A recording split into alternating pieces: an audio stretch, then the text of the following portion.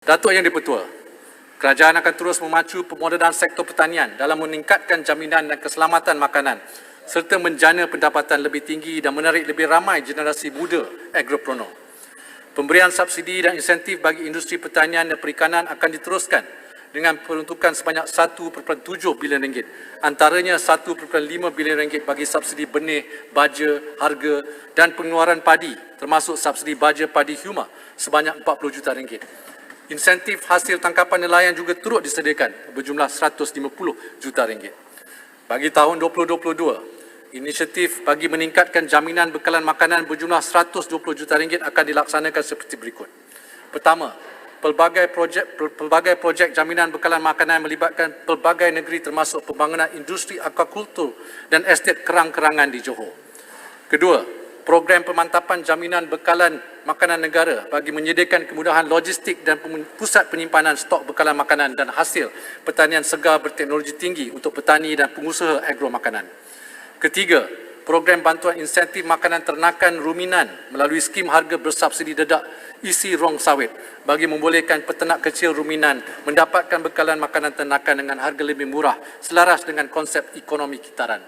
Dan keempat, program galakan usahawan tekno PKS bagi meningkatkan hasil pengeluaran tanaman dan pemprosesan makanan melalui aplikasi teknologi untuk manfaat 140 usahawan tani serta program.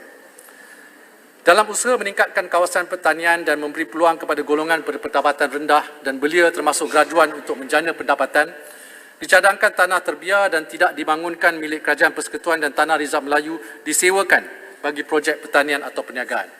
Melalui inisiatif ini, tanah-tanah tersebut juga dapat diuruskan secara optimum dan teratur. Sebagai pelengkap, program pembiayaan sehingga 1.25 bilion ringgit akan disediakan oleh Agrobank dan Bank Negara. Melalui antaranya Agro-Food Facility berjumlah 500 juta ringgit dan dana pembiayaan agro makanan oleh Agrobank berjumlah 200 juta ringgit. Datuk Yang di-Pertua, kerajaan memperuntukkan 2.5 bilion ringgit bagi tahun 2022 untuk terus memperkasa pembangunan masyarakat luar bandar melalui program pembangunan komoditi.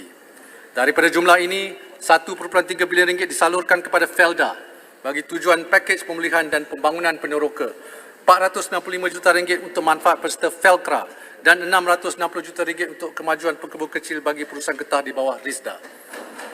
Kerajaan akan melaksanakan program transformasi perusahaan getah negara bertujuan menyatukan pekebun kecil, usahawan getah dan koperasi kecil dalam satu konsortium yang lebih besar agar mampu untuk memproses getah sekerap ke bentuk getah krip.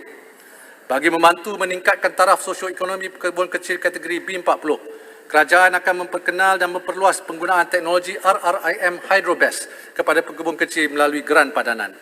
Kerajaan juga bertuju untuk meneruskan bantuan musim tengkujuh untuk membantu meringankan beban sara hidup bagi 320,000 pekebun kecil yang kehilangan pendapatan semasa musim tengkujuh dengan peruntukan 190 juta ringgit. Kerajaan juga akan memberikan perlindungan takaful kepada semua ahli peladang PPK seluruh Malaysia di bawah skim perlindungan takaful Smart Card peladang dengan peruntukan sebanyak 5 juta ringgit. Selanjutnya, bagi menyokong industri kelapa sawit, kerajaan memperuntukkan 35 juta ringgit bagi melaksanakan skim rangsangan tanam semula sawit pekebun kecil dan 20 juta ringgit untuk usaha menangani kempen anti minyak sawit di peringkat antarabangsa.